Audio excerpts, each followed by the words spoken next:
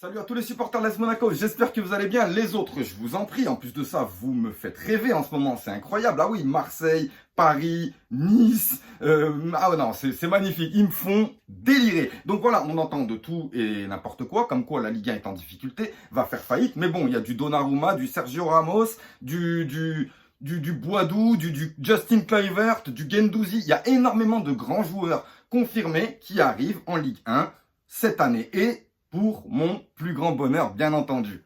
Mais alors à Paris, c'est quoi le délire encore une fois? Non, parce que moi, il n'y a aucune jalousie, je m'en tamponne, c'est pas ça. C'est que le truc, c'est que vous avez pris Sergio Ramos, vous avez pris Donnarumma, vous avez pris Wijnaldum, et vous avez pris qui encore? Hakimi, voilà. Et en fait, bon, pour certains ça va, mais bon, le truc c'est que ce club va finir par imploser, c'est pas possible. Au bout d'un moment, déjà ça commence les embrouilles. Le championnat il a pas commencé, Mbappé il est arrivé, il a dit mais pourquoi vous avez pris Ramos, il est tout plaqué maintenant. Lui il a dit oh merde, tu me parles pas comme ça, je suis un grand champion. Il a dit alors déjà tu me parles pas d'âge, et en plus trophée des champions, t'étais même pas là donc. Et là ça part en vrille, Leonardo il se tient la tête, il sort du vestiaire. Ce que personne n'a vu c'est que Donnarumma et Navas, ils sont front contre front, j'aurai ta gage, t'auras pas ma gage, j'aurai ta gage, t'auras pas ma gage. Non mais c'est trop, c'est trop, c'est trop. Donc je suis curieux de voir comment tout ça va se mettre en place à Paris, hein, parce qu'en plus de ça, hier, vous avez perdu contre Gourvenec, les gars. Oh non, mais vous avez perdu contre Gourvenec et contre une équipe où ils se tapent entre eux dans les matchs. Ouais, ils ont pas vu, je crois.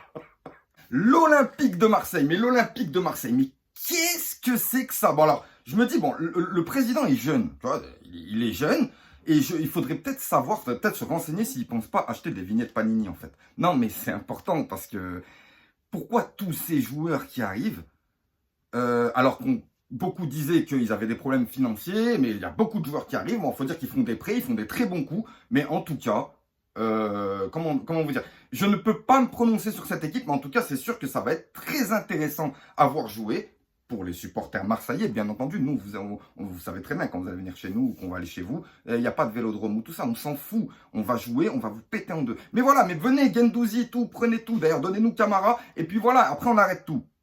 Les Lyonnais, les Lyonnais. Bah écoutez, après, bon voilà, ce qui s'est passé dernièrement, on en avait déjà parlé avec Christophe Galtier. Donc finalement, j'ai eu raison, Christophe Galtier est parti à Nice. Donc oui, à Nice, parce que Nice, comme je disais, c'est pas un projet plus grand que l'OL. Ça, je suis d'accord, l'OL est beaucoup plus grand, mais pas sur les 4 ou 5 prochaines années. Voilà. L'OL recule pour mieux sauter, tandis que Nice veut avancer. Et pour un entraîneur, bien entendu, c'est beaucoup plus intéressant. Au niveau salaire, au niveau de l'enveloppe mercato et au niveau des responsabilités qu'il a. Il avait beaucoup plus de choses à Nice. Donc voilà, et le pire, ce qui m'a fait plaisir dans tout ça, c'est qu'il n'a pas choisi Nice au lieu de Lyon. Non.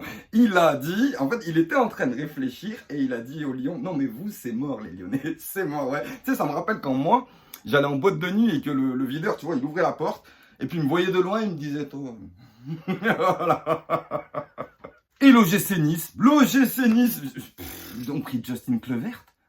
C'est bien, dis donc, oh. Enfin, vous devenez grand, c'est un truc de fou. Mais par contre, les gars, il faudrait peut-être revenir sur un truc. Myriam Boadou a signé à Monaco. Non, parce que voilà, les gars, vous vous enflammez, vous criez, vous l'insultez, tout ça, alors que Myriam Boadou est à Nice. Mais bien entendu qu'il est à Nice, étant donné que l'aéroport est à Nice. Mais quand il descend de l'avion, il est à Nice pendant 5 à 10 minutes, le temps de monter dans le van pour aller à Monaco. Et c'est pendant ces 5 à 10 minutes-là qu'ils font l'article. Ouais, mais si tu veux, tout le monde a été à Nice. Falcao, James, Toulalan, Fabinho, Lemar, tout le monde est allé à Nice. Voilà, on a même le retour de Kevin Gamero à Strasbourg. En plus de ça, on leur a rendu Jean-Eudes Daolou. Ouais, en plus, il sait où est le KFC là-bas, ce qui fait que ça pose pas de problème, c'est nickel, tout est parfait. Et donc à Monaco, donc Boadou, Nubel, Ismaël Jacobs, oui, le petit latéral gauche allemand qui est en flèche montante. Voilà, vous savez très bien quel genre de joueur, sur quel genre de joueur on s'attarde. Ça fait vraiment plaisir pour Boadou parce qu'il y avait beaucoup de clubs dessus. Nice, il n'est même pas passé au siège, je vous le dis, mais bon, c'est pas grave. Et donc là, on est en pleine préparation. Enfin, ouais, ça danse, mais. Fabregas dit quelque chose, putain. Donc la préparation se passe très bien dans le sens où on a fait plusieurs stages donc en Autriche. On est revenu à Monaco, on a fait plusieurs matchs amicaux. On va pas les débriefer dans le détail, c'était des matchs amicaux. Mais on a quand même pu voir pas mal de promesses. Donc les promesses comme Enzo Mio, les promesses comme Anthony Moussaba qui nous revient du Cercle Bruges. Il y a eu également le petit de Carpentry. Voilà, ils ont tous pu s'illustrer, tous pu faire des choses. Il y a également Wilson Isidore qui a encore été décisif lors d'une préparation, mais on ne sait pas encore s'il restera avec nous ou il sera prêté de nouveau. Mais voilà, on a un énorme potentiel de jeunes joueurs. On a la même équipe que l'année dernière, parce que pour le moment, personne n'est parti. Oui, il y a Olu, mais... Non, mais vous êtes d'accord avec moi quand même. Quelqu'un qui tweet un KFC en pleine préparation, ça vous ferait plaisir, vous, dans votre club? Alors, le bilan des matchs amicaux, il est bon, malgré une défaite contre la Real Sociedad, donc à la fin. Mais il y a eu une Dizazi, ouais, il y a eu une Axel Dizazi. Comme en finale de Coupe de France, voilà, bah, si tu as vu la finale de la Coupe de France contre Paris, là où il donne le ballon à Mbappé, eh ben, c'est pareil, c'est le même match d'une certaine manière. Alors cette Ligue 1, elle va être super intéressante, mais où la regarder? Ça, c'est le grand mot. On se demande, on ne sait pas. Alors il y a des lots. Alors avant, il y avait Canal+, beIN Sport. Maintenant, il y a Canal+, beIN Sport, Amazon, Danone, Renault et KFC qui veulent faire les droits des matchs. Je comprends plus rien à ce moment. Bon, franchement, j'ai vraiment du mal. T'as des clubs avec des Michael Jordan ici. Non, mais c'est comme si nous, on mettait Serge Blanco. Ça n'a rien à voir. Mais bon, bref, vous voulez... Mais, je dis juste que moi, ça me pose problème. Parce que on est à même pas une semaine du championnat et je sais pas trop où encore je vais regarder mon championnat, ma Ligue des Champions et ça me saoule. Parce que c'est en fait, tout le monde veut gratter, tout le monde veut gratter. Et un jour, les gars, vous savez, on va se retrouver avec 5 trucs qui ont des matchs et on va être obligé de payer 5 choses différentes. Voilà. Moi, j'ai pris 2 matchs, toi, tu prends 2 matchs, toi, tu prends le match du jour et toi, tu prends le match le plus pourri. Mais au bout d'un moment, c'est bon, quoi. Donc constamment je parle de ça parce que ça commence à me gaver. Donc je pense que je vais, ouais, même si c'est... Ouais, m'en fous, tu peux me démonétiser. Mais je vais passer à l'IPTV, ouais, parce que ça me saoule. Et je vais pouvoir regarder tout ce que je veux, quand je veux, où je veux. Et en plus, même pas en français, tant mieux. Donc pour la préparation monégasque, hein, comme vous le voyez, ça se passe bien. Moi je trouve qu'il n'y a pas de... Enfin, on discute, on déconne, on rigole. Surtout qu'on a quelque chose à préparer.